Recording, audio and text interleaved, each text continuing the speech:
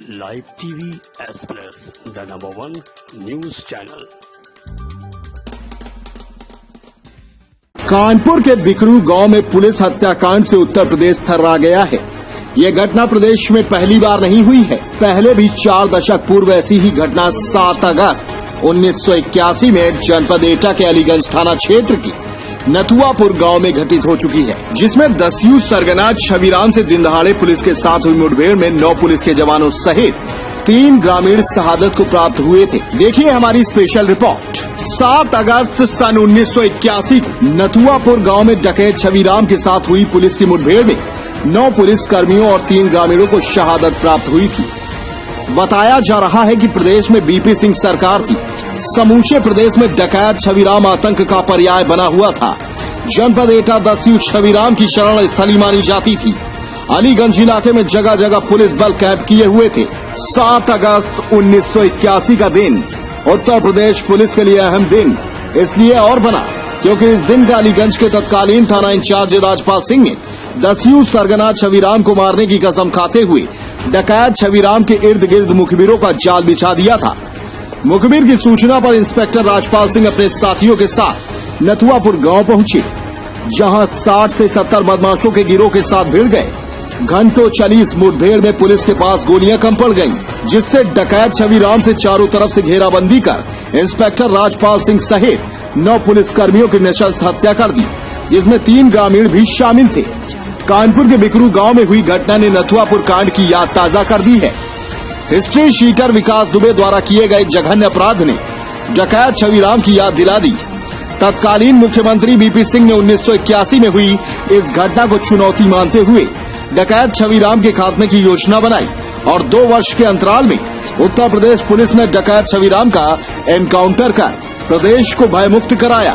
कानपुर में हुई घटना उत्तर प्रदेश पुलिस के लिए चुनौती से कम नहीं है, जिसे प्रदेश के मौजूदा मुख्यमंत्री योगी आदित्यनाथ ने भी चुनौती स्वीकारते हुए प्रदेश के डीजीपी को सख्त से सख्त कार्रवाई करने के आदेश जारी किए हैं।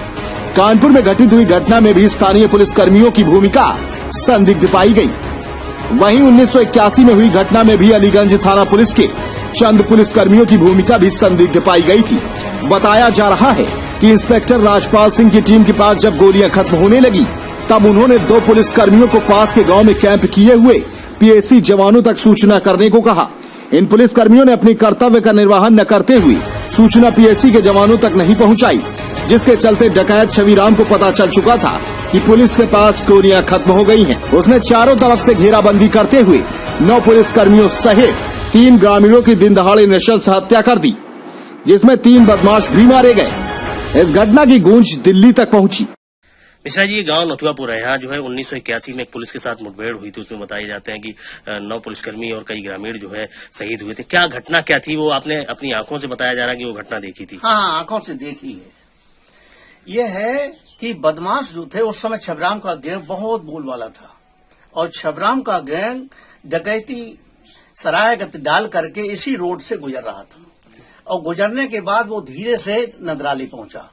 नदराले जाकर के उसने देखा कि छबराम का गैंग किस तरफ है, तो वो पश्चिम साइड में था छबराम का गैंग। वहां इन्होंने उनके ऊपर फायरिंग किया। दिन का माहौल था, करीब 10-11 बजे होंगे, और उन्होंने भी इनके ऊपर फायरिंग किया। वो धीरे धीरे नदी के किनारे चलने लगे। ये लोग उनके पीछे पीछे चलने लगे, पुलिस वाले, और चलते चलते हमारे गांव तक आ गई।